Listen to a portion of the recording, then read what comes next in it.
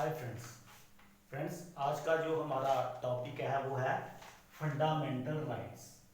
इसको हिंदी में हम बोलते हैं मौलिक अधिकार।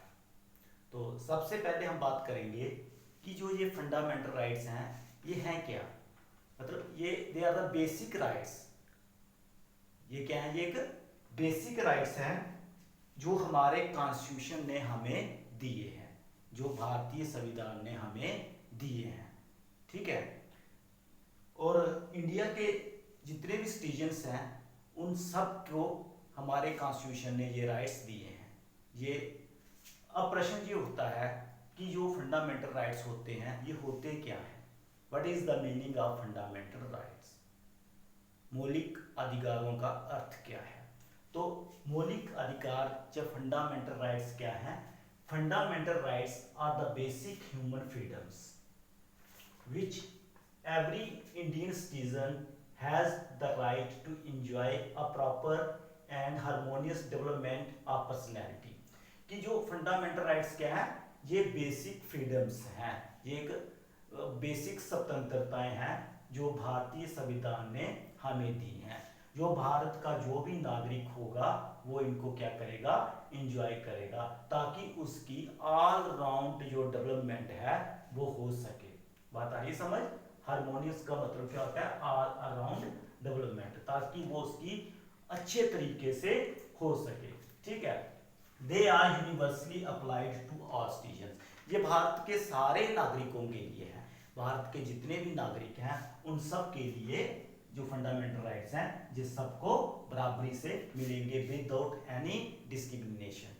और संविधान के पार्ट 3 में, हमारे भारतीय संविधान के पार्ट 3 में जो ये फंडामेंटल राइट्स हैं, तो अब आप मतलब इसका क्या पता चला? इसका मतलब इससे हमें ये पता चलता है कि जो फंडामेंटल राइट्स हैं, जो मौलिक अधिकार हैं, ये फ्रीडम है, स्वतंत्रताएं हैं, जो बेसिक स्वतंत्रताएं होती हैं, जो एक इंसान को, एक नागरिक को अपने आप को विकसित करने के लिए, अपने आप को डेवलप करने के लिए उसको जो आज़ादी चाहिए, जो उसको स्वतंत्रताएं चाहिए, और फंडामेंटल राइट्स वही जो फ्रीडम्स हैं वो भारतीय नागरिकों को देती है, ताकि जो भारतीय नागरिक हैं वो अपना विकास अच्छे तरीके से और क्या बोलते हैं उसको, हारमोनियस डेवलपमेंट कर सकें अपने आप की, और एक अच्छा जीवन जी सकें। इसलिए भारतीय संविधान ने, इंडियन कॉन्स्टिट्यूशन ने हमें जो फंडामेंटल राइट्स हैं वो दिए हैं।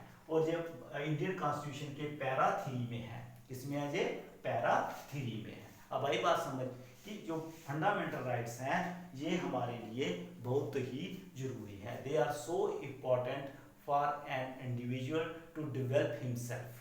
अपने आप को हमें अगर विकसित करना है, हमें अच्छा जीवन जीना है बिना किसी डर के, तो हमें जो ये मौलिक अधिकार हैं ये बहुत महत्वपूर्ण हो जाते हैं। तो हमारे संविधान ने हमें ये अधिकार दिए हैं जिन्हें हम क्या बोलते हैं? फंडामेंटल राइट्स बोलते हैं।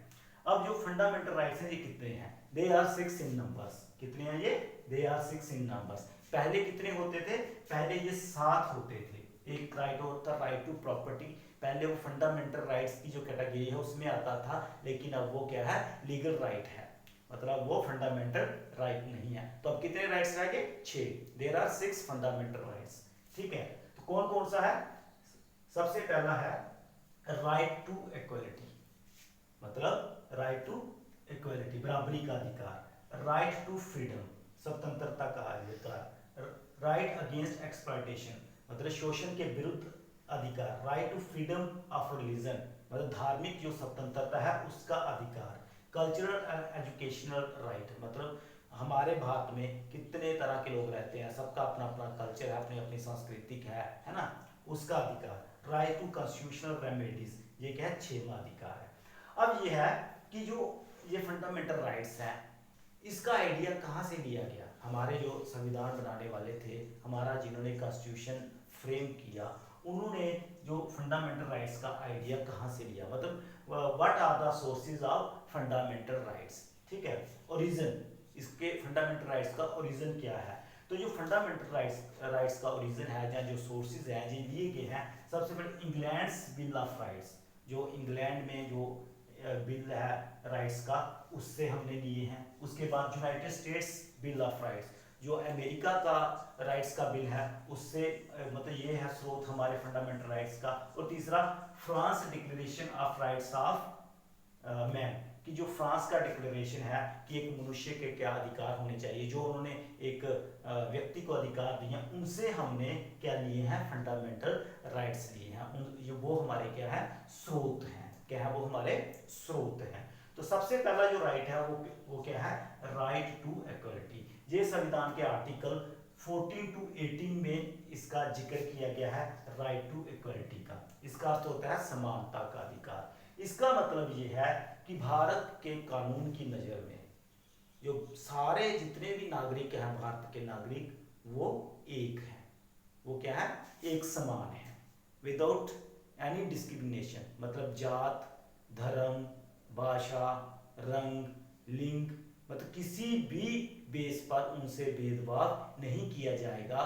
वो कानून की नज़र में वो सारे क्या है, बराबर हैं। सबको बराबरी का मौका दिया जाएगा, सबको एक समान समझा जाएगा। कानून की नज़र में सारे क्या होंगे, बराबर होंगे। इसका क्या मतलब है, राइट टू इक्वलिटी। इसमें जो अनटचेबिलिटी है उसको भी खत्म किया गया। जो टाइटल्स हैं, मतलब कई लोग पहले अंग्रेज टाइटल्स देते थे, राय बहादुर, सर, कुछ इस तरह के टाइटल्स देते थे, उनको भी खत्म कर दिया कि कोई भी बंदा अपने साथ टाइटल्स नहीं लगा सकता। छुआछूत को भी खत्म कर दिया गया, क्योंकि अगर छुआछूत रहे, टाइटल्स रहे, तो इसमें क्या आ जाएगा, इसमें समानता नहीं रहेगी। क्या नहीं रहेगी, समानता नहीं रहेगी। ठीक है, तो बस समझ आया राइट टू इक्वलिटी का मतलब। राइट टू इक्वलिटी का मतलब है समानता का अधिकार। कानून की नज़र में सारे लोग क्या है, समान है। उनके साथ किसी भी प्रकार का धर्म के नाम पर, जात के नाम पर, पात के नाम पर, लिंग के नाम पर, रंग के नाम पर, भाषा के नाम पर किसी भी तरीके से उनके साथ भेदभाव नहीं किया जाएगा। ठीक है। दूसरा अधिकार है राइट टू फ्रीडम, स्वतंत्रता का अधिकार। ये संविधान में आर्टिकल 19 टू 22 में है, स्वतंत्रता का अधिकार। इसका अर्थ यह है कि जो भारत के नागरिक हैं उनको कुछ स्वतंत्रताएं दी गई हैं। जैसे क्या स्वतंत्रता दी गई है उनको, पहली स्वतंत्रता उनको ये दी गई है कि वो मतलब स्पीच दे सकते हैं। ठीक है, freedom of speech, freedom of expression, वो अपने जो उनके मतलब जो एक्सप्रेशंस हैं वो दे सकते हैं। ठीक है, स्पीच दे सकते हैं, एसोसिएशंस बना सकते हैं, जैसे संगठन बना सकते हैं, असेंबली मतलब एक जगह इकट्ठे होकर जलसे वगैरह कर सकते हैं, विदाउट आर्म, बिना किसी हथियार को लिए वो कर सकते हैं। ठीक है, इसका मतलब है फ्रीडम। ठीक है, भारत का नागरिक कहीं भी रह सकता है, वो कहीं भी काम कर सकता है, उसको मतलब कानूनी रूप से उसको कोई भी नहीं रोक सकता है। तो ये अधिकार हमें किसने दिया, हमारे फंडामेंटल राइट्स ने, जो राइट टू फ्रीडम है। ठीक है। तीसरा है राइट अगेंस्ट एक्सप्लॉयटेशन। ये अधिकार 23 आर्टिकल 24 में है। इसका मतलब ये है कि शोषण के विरुद्ध अधिकार। भारत मतलब फंडामेंटल राइट्स में ये है कि अगर कोई हमारा शोषण करता है, किसी भी तरीके से शोषण करता है, तो हमारे पास अधिकार है, हमारे कॉन्स्टिट्यूशन ने हमें राइट दिया है, मौलिक अधिकार दिया है कि हम उसके अगेंस्ट क्या कर सकते हैं, आवाज उठा सकते हैं। ठीक है। इसमें राइट अगेंस्ट एक्सप्लॉयटेशन में क्या है, ट्रैफिकिंग, जो मतलब ह्यूमन ट्रैफिकिंग होती है, उसको कोई किसी की ट्रैफिकिंग नहीं कर सकता। ठीक है। बैगिंग, कोई किसी को जबरदस्ती किसी से बैगिंग नहीं करवा सकता, कोई किसी से जबरदस्ती फोर्स लेबर जो होता है वो नहीं करवा सकता, चाइल्ड लेबर नहीं करवा सकता, मतलब 14 साल से कम बच्चे से कोई फैक्ट्रियों में या कहीं भी जहाँ अनहाइजीनिक कंडीशंस हो वहाँ काम नहीं करवा सकता। ठीक है। और अगर कोई ऐसा करता हुआ पाया गया है तो उसे इस राइट अगेंस्ट एक्सप्लॉयटेशन जो राइट है इसके हनन का दोषी माना जाएगा और उसके सजा हो सकती है। फिर right to freedom of religion, जैसे आपको पता है ये आर्टिकल हमें ये राइट जो है आर्टिकल 25 टू 28 में इसका जो जिक्र है, right to freedom of religion. जैसे आपको पता है हमारा देश क्या है, हमारे देश के अंदर कई धर्मों को मानने वाले लोग हैं, हिंदू, मुस्लिम, सिख, ईसाई, पारसी, मतलब ऐसा कोई धर्म नहीं है जिसको मानने वाले लोग हमारे धर्म में नहीं है। इन सब की अपनी अपनी पूजा पद्धतियाँ हैं, अपने अपने रीति रिवाज हैं, अपने अपने उत्सव हैं, अपने अपने फेस्टिवल्स हैं, अपने अपने तरीके हैं, है ना। तो तो ये अधिकार जो right to freedom of religion जो अधिकार है, जो ये फंडामेंटल राइट है, ये हर इंसान को ये अधिकार देता है कि वो अपने धर्म की, उसके धर्म के मान्यताओं के अनुसार वो अपनी पूजा पद्धति कर सकता है, अपना उत्सव फेस्टिवल्स मना सकता है, अपने धर्म का प्रचार कर सकता है। उसको कोई भी धर्म के नाम पर उसको कोई भी नहीं रोकेगा। उसके मतलब उसके जो धार्मिक अधिकार हैं उनको कोई भी नहीं छीनेगा। और ये कौन सा right to freedom of religion अधिकार जो फंडामेंटल राइट है ये अधिकार देता है। उसके बाद है कल्चरल एंड एजुकेशनल राइट्स, ये आर्टिकल 29 टू 30 में है। इसका मतलब ये है सांस्कृतिक एंड जो सांस्कृतिक और जो शिक्षा का अधिकार। अब आपने देखा कि हमारा देश एक मतलब इसको बोलेंगे है ना, सारे जहाँ से अच्छा हिंदुस्तान हमारा, हम बुलबुल हैं इसकी, ये गुलिस्तान हमारा। तो ये एक तरह का गुलिस्तान है, इसमें कई तरह के फूल हैं। फूल का मतलब भारत बहुत बड़ा देश है और यहाँ विभिन्न धर्मों को मानने वाले लोग हैं, उनके अपने अपने रीति रिवाज हैं, अपने अपने हर मतलब हर जो धर्म को मानने वाला उसके जो धर्म के फीचर्स हैं, विशेषताएं हैं, वो क्या अलग हैं, है ना। उसकी संस्कृति अलग है, जैसे जम्मू कश्मीर की संस्कृति अलग है, पंजाब की अलग है, अब नॉर्थ ईस्ट में चले जाइए वहाँ की अलग है, तमिलनाडु की अलग है, ठीक है। तो ये जो फंडामेंटल राइट है ये उन सबको अधिकार देता है कि आप अपना जो कल्चर है उसको बड़ा मतलब उस अपने कल्चर को अपना सकते हो, उसको फ्लरिश कर सकते हो, ठीक है, अपने रीति रिवाजों को मतलब सहेज कर रख सकते हो। ये कौन सा हमें कल्चरल एंड एजुकेशन राइट ये अधिकार देता है। इसके साथ एजुकेशन राइट मतलब जो आप जो शिक्षा है वो आप दे सकते हो, ठीक है। जो धार्मिक शिक्षा है वो स्टेट फंड नहीं करेगी, मतलब गवर्नमेंट फंड नहीं करेगी, लेकिन अपने जो सोर्सेज हैं अपने साधनों से आप उसको बढ़ा सकते हो, ठीक है। फिर राइट टू कॉन्स्टिट्यूशनल रेमेडीज, ये है छठा अधिकार, ठीक है। ये ऊपर के जो 5 अधिकार हैं, ठीक है, मान लो जो ये 5 अधिकार हैं, इन अधिकारों को मतलब बनाए रखने के लिए मतलब हमारे देश के नागरिक इन अधिकारों को एंजॉय करते रहें, राइट्स को एंजॉय करते रहें, उसके इनको बचाने के लिए जो छठा जो है राइट टू कॉन्स्टिट्यूशनल रेमेडीज, ये बहुत ही इंपॉर्टेंट फंडामेंटल राइट है। बात आ रही है समझ।